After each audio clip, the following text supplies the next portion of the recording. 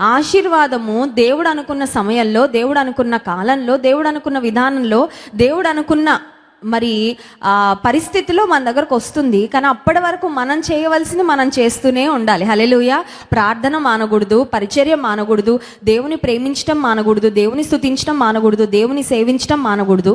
మనం చేయవలసిన పనులు మనం చేసుకుంటూ వెళ్ళినప్పుడు దేవుడు ఇవ్వవలసిన ప్రతిఫలము ఆయన తగిన సమయంలో దయచేస్తాడు. నాకు ఒక కొటేషన్ బాగా ఇష్టం. ఆ కొటేషన్ ఏంటంటే, if you keep doing what you're doing, you'll keep getting what you're getting అని.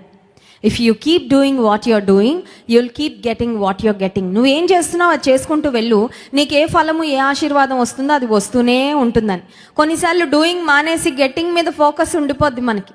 విత్తనాలు విత్తకుండా రైతు కూర్చొని పంట వస్తుందేమో, దిగుబడి వస్తుందేమో, చాలా మంచి క్రాప్స్ వస్తాయేమో అని కనిపెడితే రాదు. విత్తనాలు విత్తుకుంటూ వెళ్ళాలి, అప్పుడు రావాల్సిన పంట తగిన సమయంలో వస్తుంది.